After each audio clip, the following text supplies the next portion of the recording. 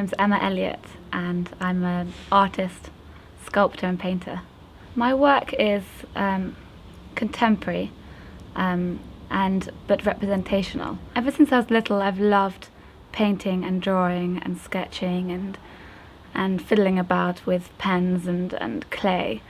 And in the last 7 years, 8 years, I've really taken a hold of my work. I studied in an atelier, in an old-fashioned atelier in a gallery which used to be owned by Bartolini, and it's an old converted chapel with a drawing studio downstairs and painting studio upstairs, and it's one of those places where you can't quite believe that it's real. It's what opened up my eyes to art, really.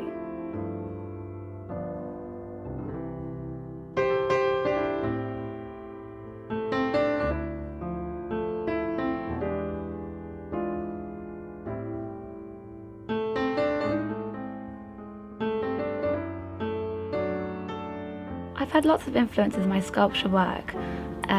Of course, living in Italy, there's Michelangelo, who is the god of all sculpture. What fascinates me most about the classical masters is the skill in what they're executing. In this sense, it is the patience and the utter understanding of their subject and their medium. So I do strive to understand my oils and to understand how to do everything. Stretching my own canvases, priming my own canvases, making my own paints. When I sculpt, it informs my painting, and when I'm painting, it informs my sculpture. I have a lot of good response with my landscapes. People love the colour and the vibrance.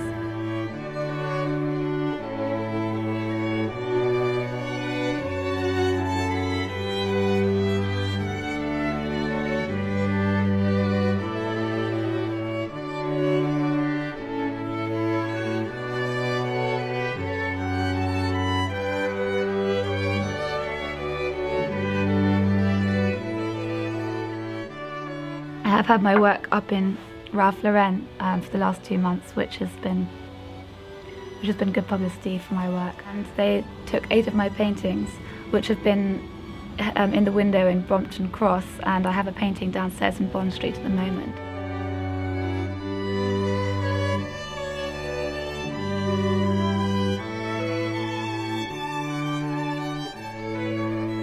My models are completely crucial to my work. I had one guy from Florence who was a down and out, a bit of an alcoholic, and he must have been around 80 years old.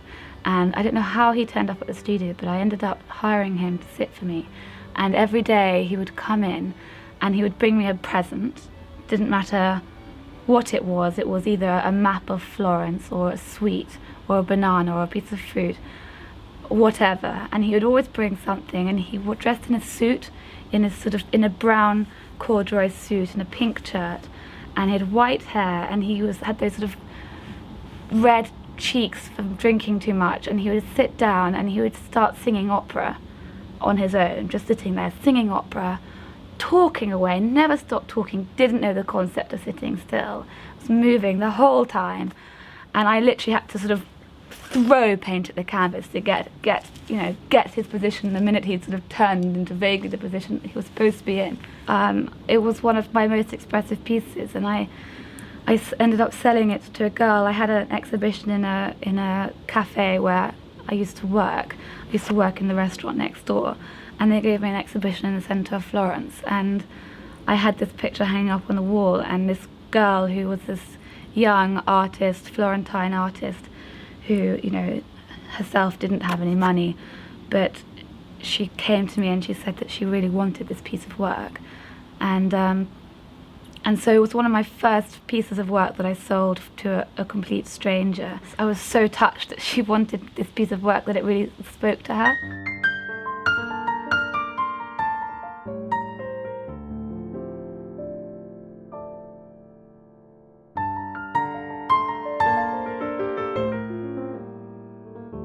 In sculpture I work I work in sight size, but I also work with some measurements. So I will measure up, if I'm doing a half-life figure like this guy, I'll measure up his height and divide it by the size I want it. So this is a half-life size, and so I then build an armature out of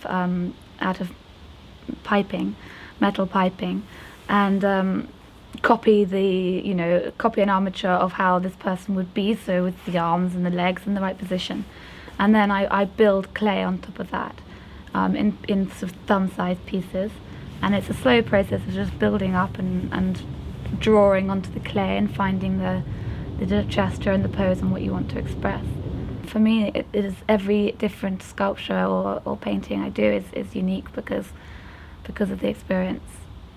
It's difficult to say who exactly has inspired me, because I like to take a little bit of everything. Everything I see inspires me, so it's not just one person or one thing.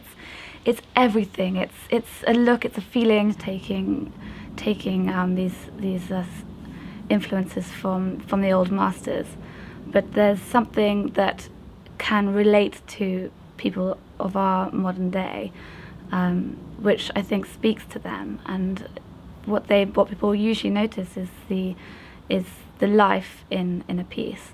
What's important is that you put everything into it while you're doing it, and make sure that it's a process that is constantly growing and not something that becomes a repetition or something that becomes dull or manufactured. Being an artist it sort of comes as second nature to me. It's what I'm supposed to be doing.